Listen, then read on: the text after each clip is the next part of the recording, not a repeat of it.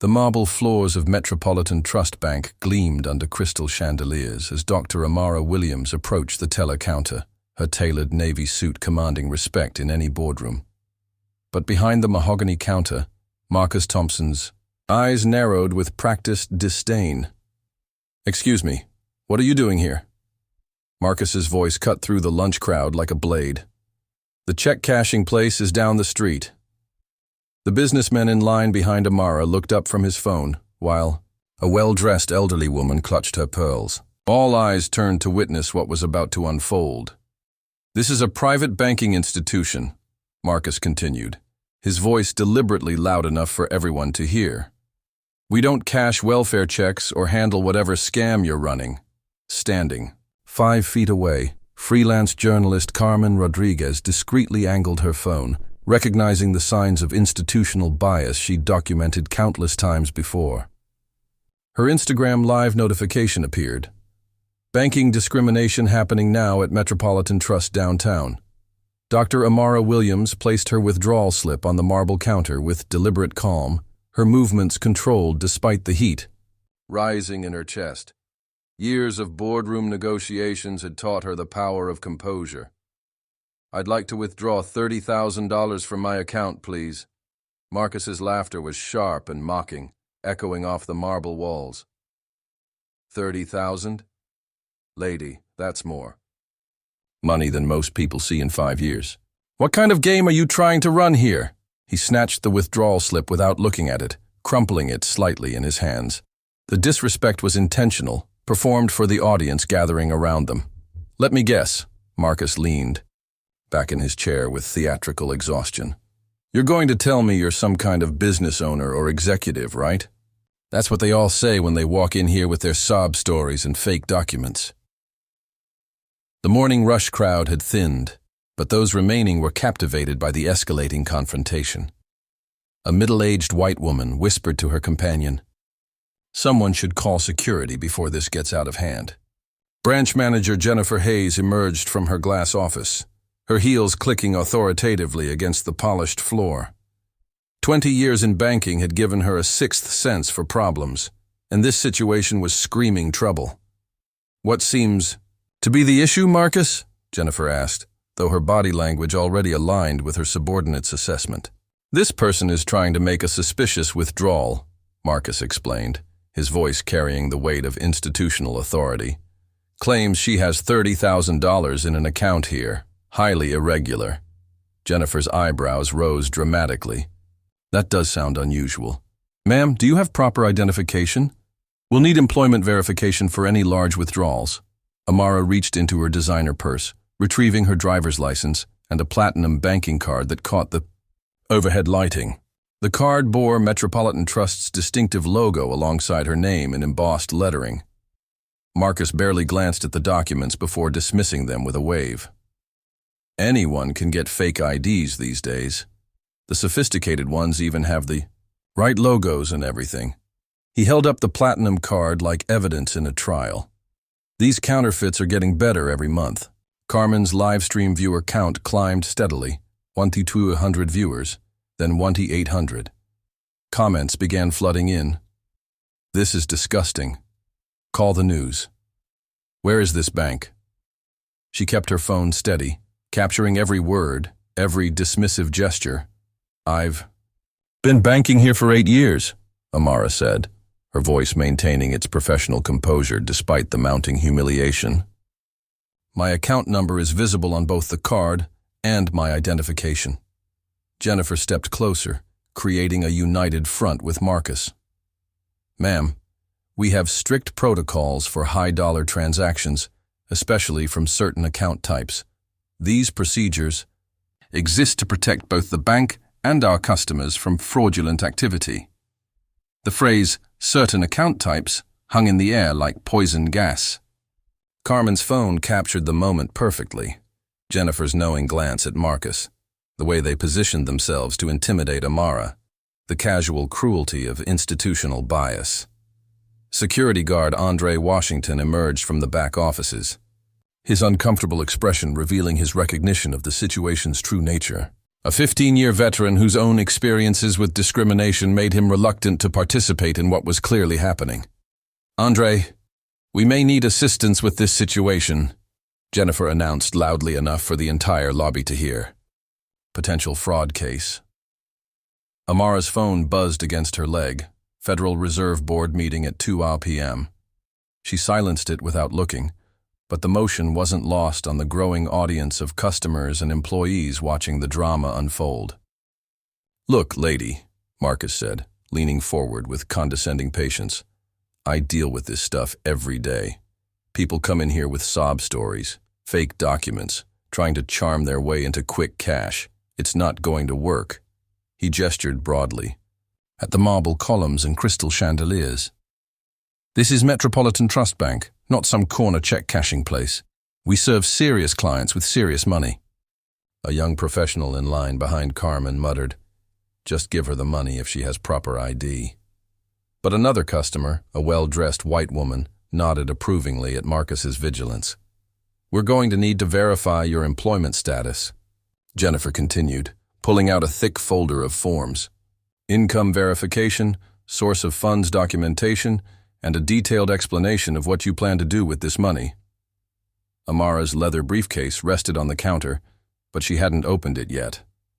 Inside, Federal Reserve Board meeting documents waited alongside contracts that could reshape the entire banking industry.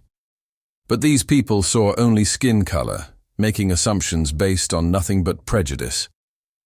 "The system shows some irregularities with this account," Marcus lied smoothly, pretending to study his computer screen. "Multiple red flags that require additional verification procedures." Carmen's live stream hit 2,400 viewers. The hashtag #DarntBankingWhileBlack was gaining organic momentum across social platforms. Screenshots of Marcus's dismissive expressions were already being shared on Twitter and Instagram. "Executive meeting in 30 minutes, announced the overhead speaker. "All department heads report to conference room A by 1:45 p.m. The countdown added urgency to an already tense situation. Jennifer checked her watch nervously. She needed to prepare for the meeting, but this incident required her attention. "Ma'am, I'm going to have to ask you to step aside while we process this verification," Jennifer said, gesturing toward a small waiting area near the security desk. This could take considerable time. The suggestion was designed to humiliate further, forcing Amara to wait like a suspect while other customers conducted their business without harassment. Andre shifted uncomfortably, recognizing the psychological manipulation but bound by his employment to follow Jennifer's lead. His military background had taught him to recognize injustice, even when he couldn't openly oppose it. Carmen's phone showed 3,200 viewers now, with comments pouring in from people who recognized the systematic nature of what they were witnessing. The story was spreading beyond the bank's marble walls, building momentum that would soon become unstoppable. Regional Manager Patricia Chen burst through the executive elevator doors, her expensive suit and hurried pace immediately commanding. "Attention! Someone had called her about a situation requiring immediate damage control." "What's the problem here?" Patricia demanded, her voice carrying 15 years of corporate authority. She scanned the scene quickly. Black woman at counter, crowd of onlookers, phones recording everything. Classic crisis management scenario. Jennifer rushed to brief her, speaking in hushed tones designed to exclude Amara from the conversation. "Potential fraud case, Patricia. Large withdrawal request with suspicious documentation. Marcus identified multiple red flags in the system." Patricia nodded gravely, her expression shifting into damage control mode. She'd handled situations like this before, or at least situations she assumed were like this.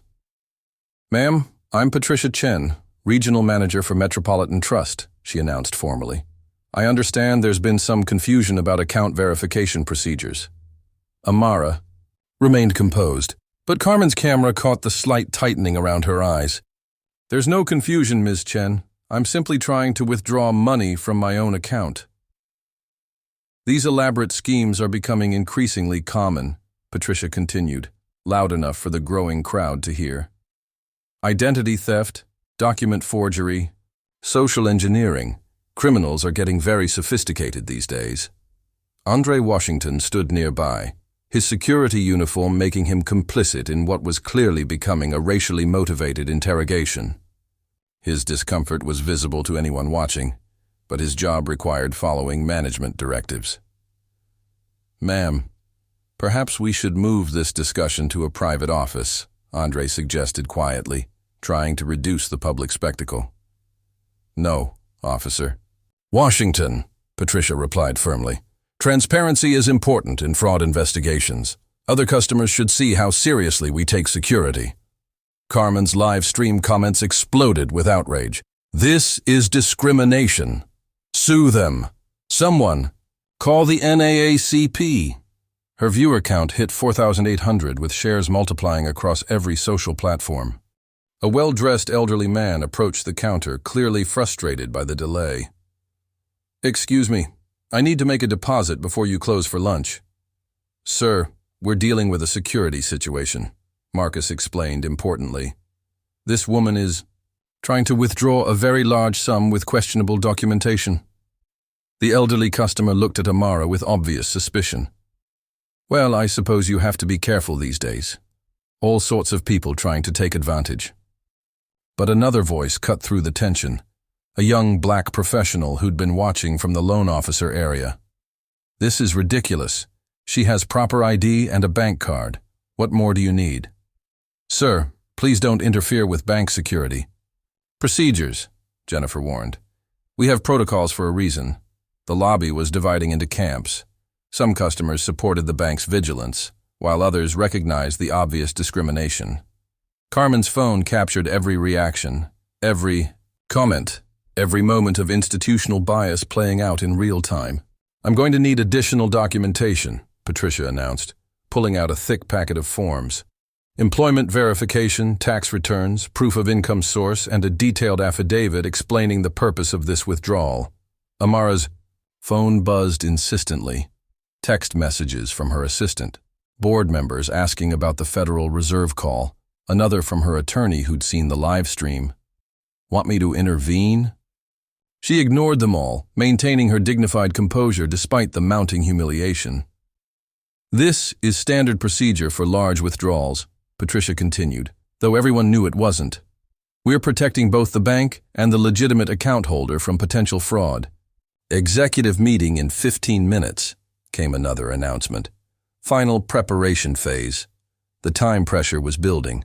Jennifer kept checking her watch. She needed to finalize reports for the board meeting, but this situation was spiraling, beyond her control.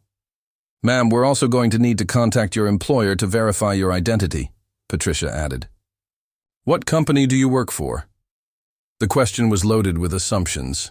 In Patricia's mind, this woman was probably unemployed or working minimum wage jobs. The idea that she might be legitimately wealthy never crossed her consciousness. "I'm self-employed," Amara replied calmly. Marcus snorted with derision. "Self-employed? Right. Let me guess. You're a consultant or entrepreneur with no real income verification." Carmen's live stream audience had grown to 6,500 viewers. Major news. Organizations were embedding the feed on their websites. The hashtag Metropolitan Trust Discrimination was trending nationally, with thousands of people sharing stories of similar treatment. Andre approached Amara with obvious reluctance. "Ma'am, I'm going to need you to provide additional identification, driver's license, social security card, and any employment documentation you might have." His tone was apologetic, but his position forced compliance with discriminatory policies. Amara handed over her documents without protest, recognizing that resistance would only escalate the situation. Her Harvard Business School training had taught her to pick battles strategically. "Andre, run these through the fraud detection system," Patricia instructed. "Check for any red flags or suspicious patterns." The fraud detection system was really just Patricia's way of stalling while she figured out how to handle the growing crowd of witnesses and recording devices. A group of young professionals entered the bank, immediately drawn to the commotion. One of them, a black woman in her 30s, recognized what was happening and started her own recording. "Are you seriously harassing this woman over a withdrawal?" she challenged. This is 2024, not 1964. Ma'am, please don't interfere with bank security procedures, Jennifer replied curtly. We have the right to verify large transactions. Show me the policy that requires this level of verification, the woman demanded. I've made larger withdrawals without any problems. Jennifer's face flushed with anger. Our policies apply equally to all customers. This has nothing to do with personal characteristics. But everyone could see through the lie. The contrast was obvious. Other customers conducting transactions without harassment, while Amara faced an inquisition for doing exactly the same thing. Carmen's phone battery was dropping, but backup streams had started on multiple platforms. The story was beyond containment now, spreading through news networks, social media, and civil rights organizations. Executive meeting in 10 minutes, came the final announcement. All department heads to conference room A immediately. Patricia's radio crackled with an urgent message. Ms. Chen, corporate security needs to speak with you about the live stream situation. The corporate office had noticed. Lawyers were probably being called. Crisis management protocols were activated, but it was too late to contain the damage. Ma'am, we're going to need you to wait while we complete our verification process, Patricia announced. This could take several hours. The threat was clear. Submit to humiliation or be denied basic banking services. But Amara's calm expression never wavered. Even as the institutional weight of discrimination pressed down around her, she remained steady. Andre looked away, unable to meet her eyes. He knew this was wrong, but his mortgage payments depended on following orders. Carmen's live stream hit 8,200 viewers. Comments poured in from civil rights lawyers, financial industry insiders, and journalists recognizing the significance of what they were witnessing. The stage was set for something that would change everything, but none of them suspected what was about to happen. Executive meeting in 5 minutes, came the final call. All managers report immediately. The overhead announcement seemed to trigger something in Dr. Amara Williams. She slowly opened her leather briefcase for the first time, her movements deliberate and controlled. The crowd of onlookers leaned forward, sensing a shift in the atmosphere. Carmen's live stream had reached 10,800 viewers with notifications flooding her phone as major news outlets began covering the story in real time. Comments streamed past faster than human eyes could read. Something's about to happen. She's too calm. This woman knows something. Amara withdrew a single business card, its embossed lettering catching the crystal chandelier light. She placed it gently on the counter in front of Marcus Thompson, who glanced at it dismissively. Dr. Amara Williams, Chairman and CEO, Williams Capital Management, Marcus read aloud, his voice dripping with skepticism. Another fake business card. They're making these things overseas now for $5 each. But Patricia Chen stepped closer, squinting at the card with growing unease. Something about the quality, the specific font, the paper weight was triggering. Corporate memory. The name Williams Capital Management was stirring recognition somewhere in her executive briefings. Williams Capital Management, Patricia repeated slowly, the name working its way through her consciousness like a virus spreading through a computer system. Amara handed her a second card. This one bore Metropolitan Trust Bank's logo alongside legal text in small print, Board of Directors, Principal Shareholder, Series of Voting Rights. The color drained from Patricia's face like water from a broken dam. Her hands trembled as she held the card, reading and rereading the text as if it might change before her eyes. You're on the board, Patricia stammered, her voice barely above a whisper. I don't just sit on the board, Ms. Chen, Amara replied, her tone carrying a new quality that made everyone in the lobby lean forward. Williams Capital Management owns 36% of Metropolitan Trust Corporation. We're the largest single shareholder. The words hit the assembled crowd like a physical force. Marcus's mouth fell open, the business card slipping from his fingers. Jennifer Martinez backed away from the counter as if it had suddenly caught fire. Carmen's live stream exploded. The viewer count jumped from 10,800 to 19,630 seconds. Comments flooded the screen. "Oh my God, she owns the bank! Plot twist! This is insane!" News organizations worldwide were embedding the feed into their breaking news coverage. Banking industry publications were scrambling to understand the implications.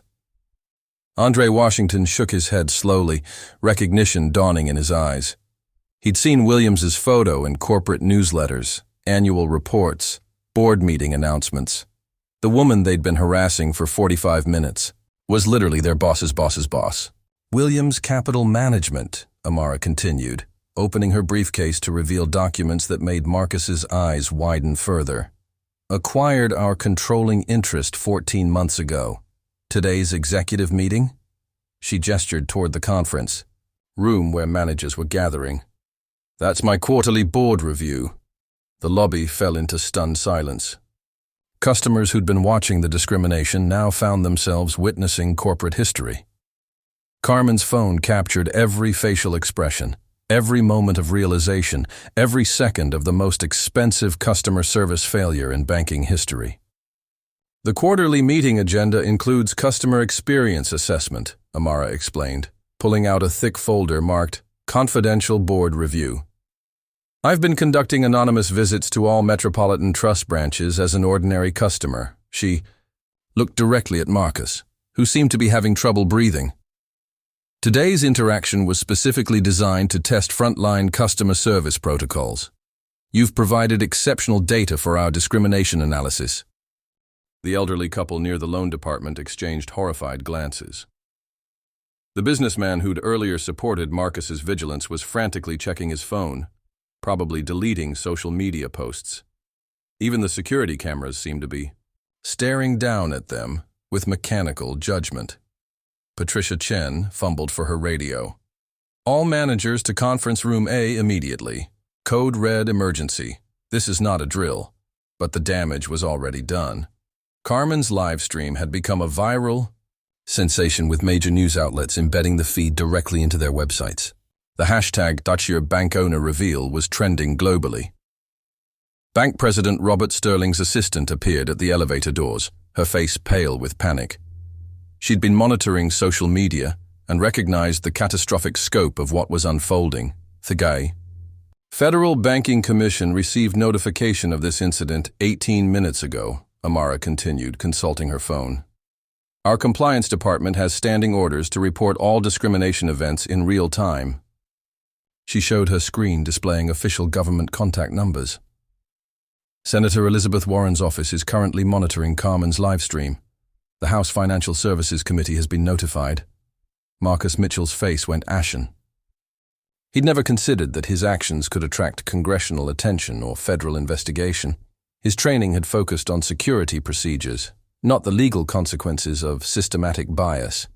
"Ms. Williams," Patricia began, her corporate training warring with the magnitude of her mistake, "I deeply apologize for this misunderstanding."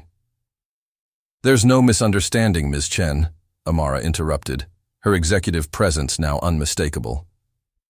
"This was systematic discrimination captured on multiple recording devices.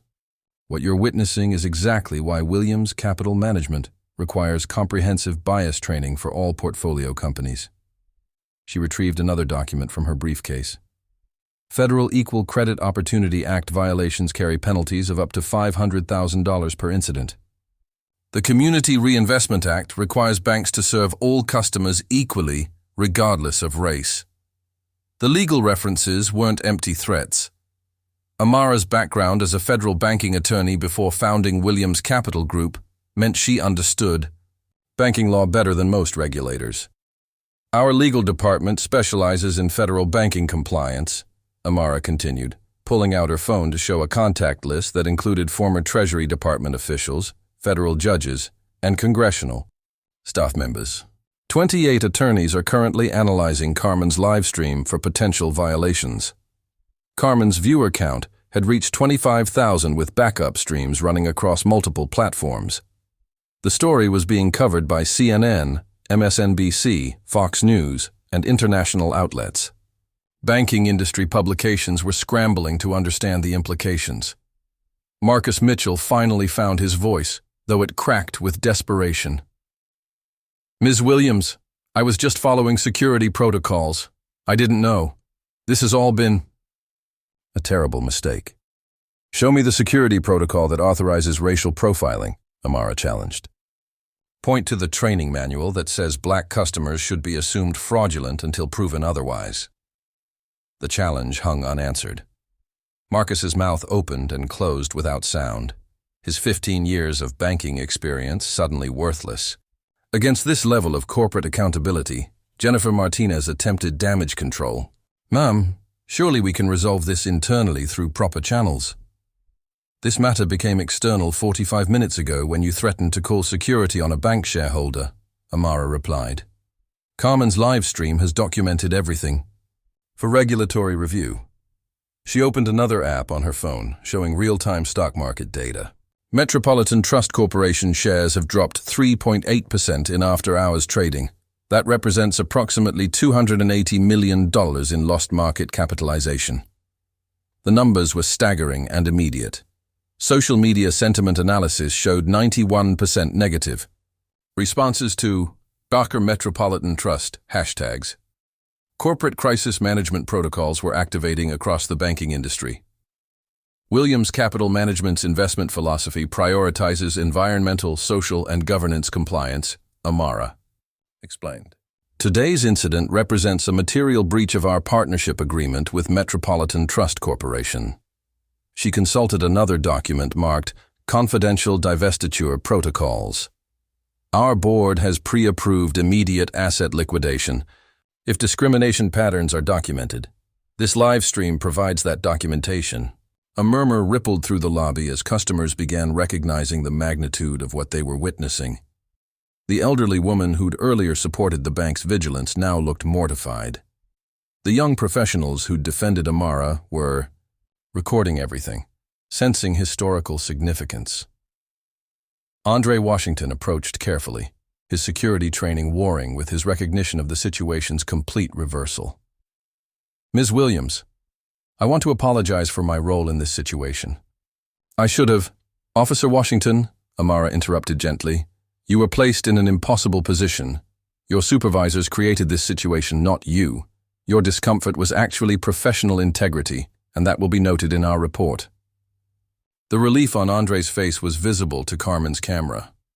Unlike the management staff, he'd been caught between competing loyalties rather than creating the discriminatory policies himself. Stock market trading algorithms have already identified this incident, Amara observed, checking her financial apps. Institutional investors are receiving automated alerts about potential ESG violations at Metropolitan Trust Corporation. She showed her phone displaying contact notifications from BlackRock, Vanguard, and State Street, massive investment firms that manage trillions in assets. They're all monitoring tonight's response as a test case for corporate accountability. Bank.